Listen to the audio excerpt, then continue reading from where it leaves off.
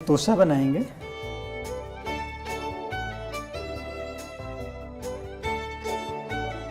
तो तोशा के लिए हमें तैयारी करना है। ये बाउल लिया और ये मैदा है, हम आधा किलो लेंगे। इसमें 250 ग्राम मैदा और 250 ग्राम आटा। वैसे ये शुरू से मधो ने भी मैदा का ही बनता है, लेकिन अभी जो समय चल रहा है हर एक को हेल्थ के हिसाब से, तो हम इसमें आधा मैदा और आधा आटा ले रहे हैं।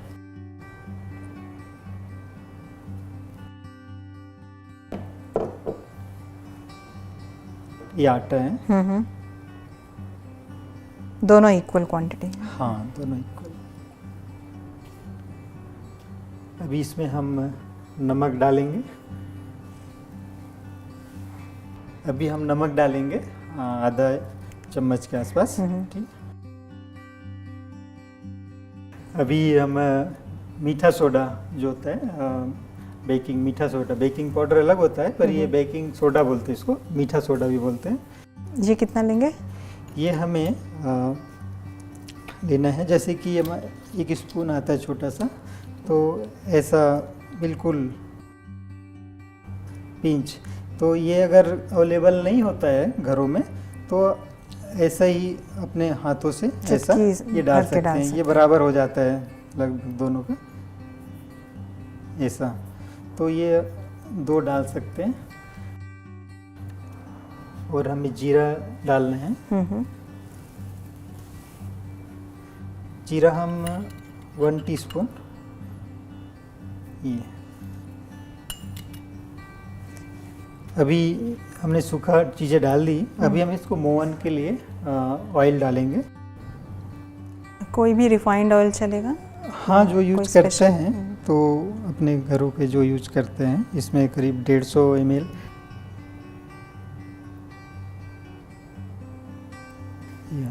सभी मटेरियल ले लिया। अब इसको मिक्स करके आटा गूनेंगे इसका।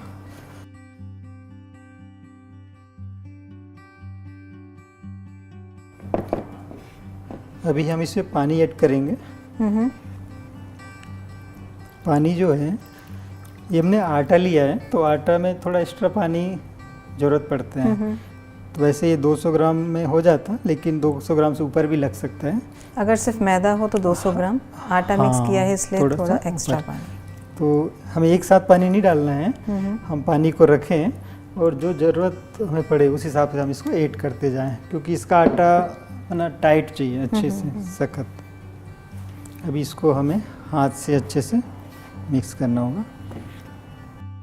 आजकल हमें शुद्धता का बहुत ध्यान रखना पड़ता है ना।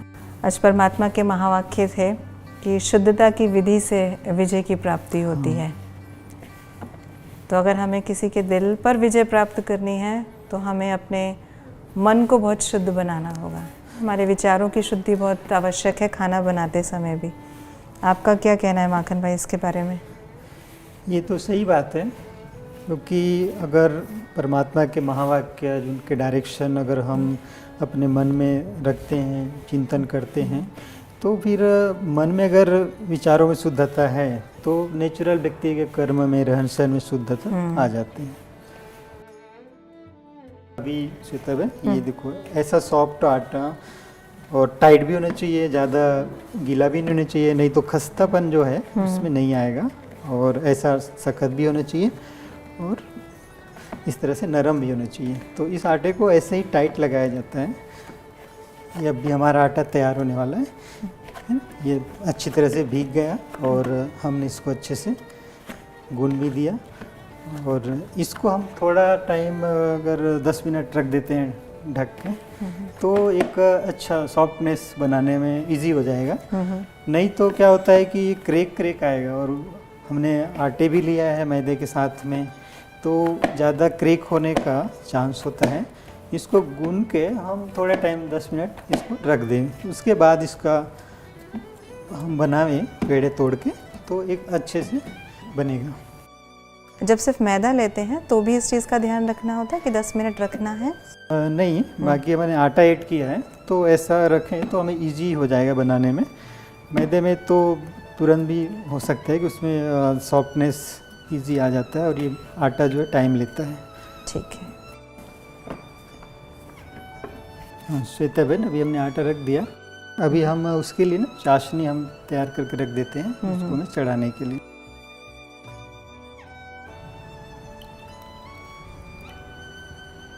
जी,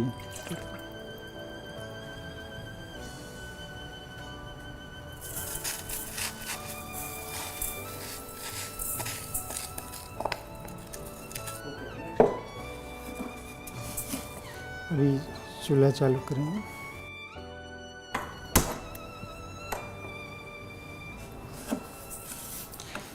ये हमें बहुत ही कम टेम्परेचर पे रखना है, क्योंकि इसमें पानी की मात्रा कम है और चीनी ज़्यादा है। तो अगर आप तेज़ फ्लेम पे अगर करते हैं तो जल्दी से चीनी घुल नहीं पाएगा और उबाल आने लग जाएगा। इसीलिए हमें पहले धीरे धीरे इसको गर्म होने देना है ताकि चीनी आराम से घुल। माखन भाई, जैसे हम इस तोशा में चीनी डाल रहे हैं, ऐसे गुड़ का तोशा भी बनता है ना?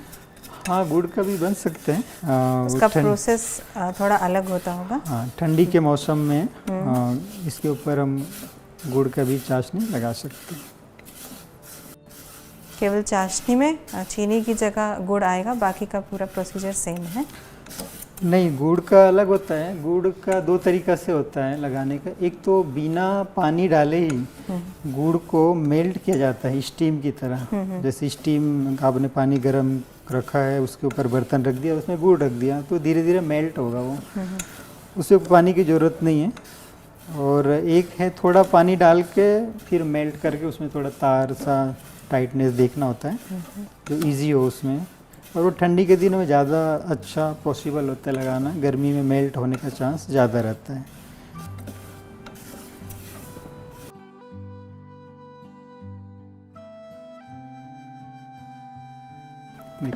हमने आटे को गूंद के रखा तो सॉफ्टनेस आ गया, और इससे हमें बनाने में इजी हो जाएगा। ऐसे छोटे छोटे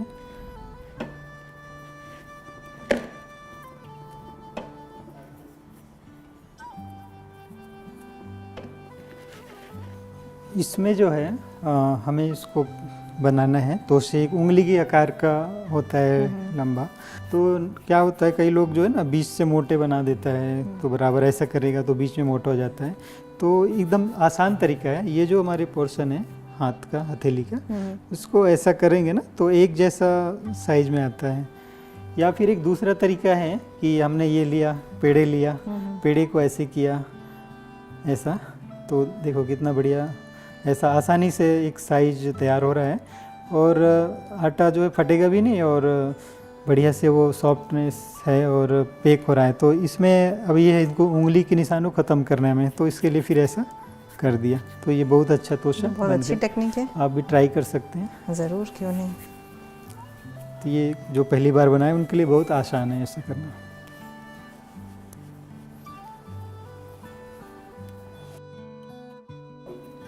माखन भाई, ये ठीक आया है ना? हाँ, अच्छा है।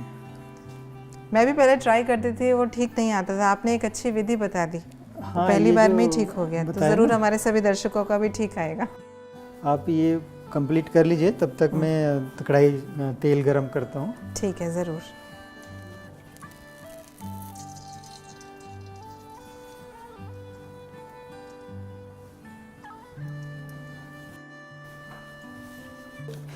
श्वेता बहन, एक तो ये इसी आटे से जो हम तोशे बना रहे हैं, तो एक तोशा बन जाते हैं। और इसी आटे को हम एक साटा कहा जाता है। साटा आपने खाए होंगे, एक मधुबन में कई बार हमें मिलता है। कहाँ की डिश है? इसी मधुबन में ही बनता है हमारे मुख्यालय पे। तो इसको बेल के, रोटी की तरह बेल के, थोड़ा मोटा होता है, जैसे कि आलू के पराठे वैसा मोटा हो।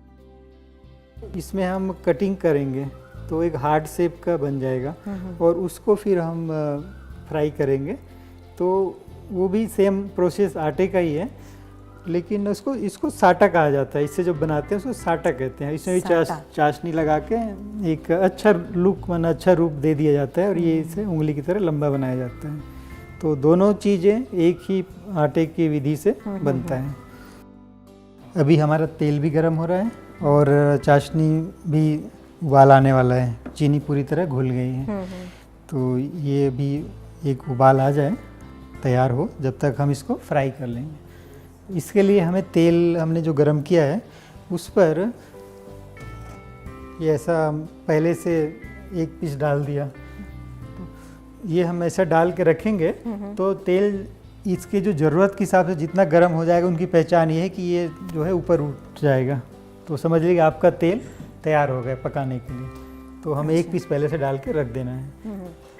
माखन भाई, अभी ऊपर उठना शुरू हो गया है, इसका मतलब तेल गर्म हो गया है। हाँ, अब ये तेल रेडी हो गया, हमें पकाना है इसको। उसके लिए सभी तेल, ये पूरा तेल अब हमारा गर्म है।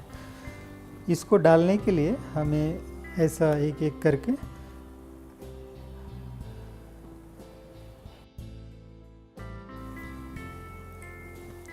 अभी भी हमने इसका फ्लेम कम ही रखा है। इसमें फुलावट आएगा और फूलकर जब ऊपर उठ जाता है तब हमें इसका फ्लेम बढ़ाना है, ताकि और अधिक ना फूले और फट ना जाए। तो हमें जो पहले जो रखा था उसी में अभी ये फूल के आए, फिर हमें टेम्परेचर इसका बढ़ा लेना है और इसको चलाते रहना है। माखन भाई, इसको तेज़ आंच पर हम गर्म क्यों नहीं कर सकते हैं? एक्चुअली में क्या है कि ये बहुत एक तो मोटे हैं, है ना, और अगर हम तेज़ आग पे करेंगे तो ऊपर से तो कलर आ जाएगा लेकिन अंदर से कच्चा रहेगा। तो इसीलिए जब तक ये तेल की सतह, कढ़ाई की सतह से ऊपर उठ के ना आवे तब तक हमें धीमी आग पे रखना है। जब वो फूल जाएगा, ऊपर तैरने लगेगा, तब हम इनका टेम्परेचर बढ़ाना है ताकि वो ज़्यादा ना फूले और फट ना जाए। और हमें उसे धीमी आग पे बढ़ा के फिर तेज़ आग में उसको पकाना है। देखो अभी पूरा सभी आ गए ऊपर और हमने इसका आग बढ़ाया थोड़ा, और अधिक नहीं फूलेगा। अगर हम उसी टेम्परेचर पे रखते तो ज़्यादा फूल जाएगा और ज़्यादा फट जाता। आप जो देख रहे हैं अधिक क्रेकनेस आ रहा है, तो ये हमारा डिपेंड करता है कि आटा गूंदने पे और उसको मसलने पे। और हमने मैदा के साथ आटा लिया है, तो आटा में थोड़ा सा ऐसा स्वाभाविक है आना। अगर मैदा होता तो एक शाइनिंग होता है, उसमें चिकनाहट होती है और इसमें खस्तापन, क्रिस्पी आएगा। लेकिन आपने हेल्थ का ध्यान रखते हुए आटे को मिक्स किया है। मैंने बाबा ने शुरुआत तो मैदे से की थी, लेकिन अभी लंबा सफर ब्राह्मणों को चलना है, बिल्कुल ठीक बात है। हेल्थ का हिसाब से हमने आधा आधा संगम बना दिया। इसी में ही कल्याण है। जैसे संगम कल्याणकारी युग है, ऐसे मैदे और आटे का संगम भी कल्याणकारी है हेल्थ के लिए। ये थोड़ा डार्क हो जाए और थोड़ा, फिर हम इसको निकाल देंगे छेद वाले बर्तन पे, और उसमें तेल झड़ जाएगा। जो निकलना है उसका तेल निकल आएगा, एक्स्ट्रा तेल, और फिर उसको हम चाशनी लगा देंगे। इसका कलर अब गोल्डन होता जाए। हाँ, डार्क गोल्डन। बाबा भी हमें ऐसे ही ज्ञान योग की भट्टी में तपा तपा के गोल्डन एजड दुनिया में ले जाने की तैयारी करा रहे हैं। हाँ, अग्नि से, अग्नि माना परिवर्तन। अग्नि में जो चीज़ पड़ता है वो परिवर्तन तो होता ही है। तो आत्मा को योग अग्नि से तपना होता है, और मटेरियल है उनका परिवर्तन रूप और स्वरूप गुणों में का इस अग्नि से होता है। तो जैसे इसमें भी हमें ये भी अभी अधूरा सा है, इसमें भी हमें मिठास भरनी है। ऐसे ही हम आत्माएं भी अंदर से, चाहे बाबा ने हमें सजा दिया, संवार दिया, लेकिन जब तक हमारे मुख पर मिठास नहीं होगी, हमारे बोल में मिठास नहीं होगी, तब तक देवता बन नहीं सकते। सही बात है। जीवन में गुणों का मिठास होना बहुत ज़रूरी है। तो वो तो नेचुरली जो गुणवान होगा उनका मिठास तो हर कोई अनुभव करता ही है। ये हमारा पककर तैयार हो गया तोशे। अब इसको हम छेद वाले बर्तन पे निकाल देंगे।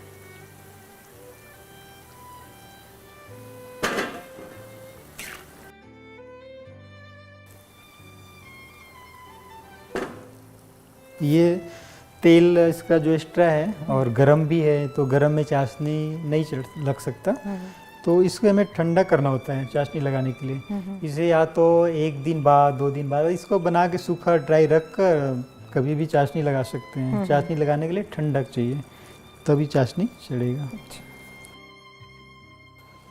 ये हमारा जो चाशनी है इसमें बहुत धीमे पकता है, क्योंकि पानी कम होता है। जल्दबाजी अगर करेंगे तो चीनी रह जाएगा, दाने रह जाएंगे, इसीलिए बहुत धीमे में हमने इसको पकाया और ये भी तैयार हो गए उबल के। इसको चाशनी लगाने के लिए हमने तोशे बनाया। तोशे को ठंडा करना है तो मुझे पहले ही बताया कि एक दिन बाद लगाएं या फिर 4-6 घंटे तक रखें, उसको ठंडा हो जाए तोशा अच्छे से तो चाशनी लगाएं। अब हमारी चाशनी तैयार है तोशे के लिए। उसकी पहचान ये है कि मान लो अभी हम इसमें से एक ड्रॉप इसके ऊपर डालेंगे तोशे के ऊपर, तो ऐसा, तो ये बहना नहीं चाहिए। अगर ये बह गया लंबा तो समझो अभी भी चाशनी पूरी टाइटनेस नहीं है इनके लायक, तोशे के लायक। और चीज़ तो के लिए ठीक है लेकिन तोशे के लिए टाइट चाशनी चाहिए। तो हम ये एक पहचान के तौर पे इस तरह से हम देख सकते हैं। वैसे हमने एक्यूरेट माप तो लिया ही है चीनी और पानी का, उसके अलावा और अगर क्लैरिटी और अच्छे से फर्क ना पड़े उसके लिए ये है। तो ये रेडी है? हाँ, ये चाशनी रेडी हो गया और इसको हम बंद कर देंगे। अभी ये हमने इसको चाशनी को भी थोड़ा ठंडा कर लिया चलाकर। और अभी हमारे चाशनी लगाने का 2 तरीका है। एक तो हम तोशे को चाशनी में डुबाएं और इसको झारे के सहारे से इसको निकाल लें, या फिर तोशे को एक गोल बर्तन में लें और चाशनी ऊपर से डाल के मिक्स कर लें। तो इसमें इजी ये है कि कम है मटेरियल तो ऊपर से डालना ज़्यादा अच्छा है, क्योंकि इसमें डूबने के लिए फिर बर्तन का साइज पे फ़र्क पड़ता है। तो हम एक दूसरा बाउल लेंगे और उसमें चाशनी को शिफ्ट करके लगाएंगे।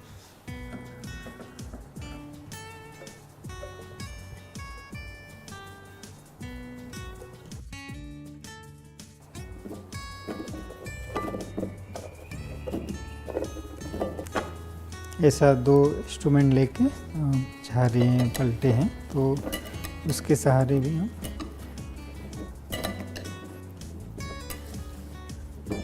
देख रहे हैं आप इसका चाशनी कितना टाइटनेस है, तार आ रहा है और ये एक्यूरेट माना इस पे रहेगा, सेट रहेगा, नरम नहीं होगा। नहीं तो अगर वो पतला चाशनी हो तो फिर दिक्कत होगा, चिपचिपाहट बना रहेगा। ये थोड़ी देर बाद बिल्कुल सेट हो जाना चाहिए, जम जाना चाहिए। तो ऐसा टाइटनेस चाहिए। इसको कुछ देर तक इस तरह से पड़े रहने देना होता है चाशनी में? नहीं, पड़े इसमें ऐसा ज़रूरत नहीं है। हमें इसको चाशनी का हमें ऊपर से एक लेयर चढ़ाना है, इसमें डुबा के रखने की ज़रूरत नहीं है। अच्छा। इस तरह से इसको फैला दें।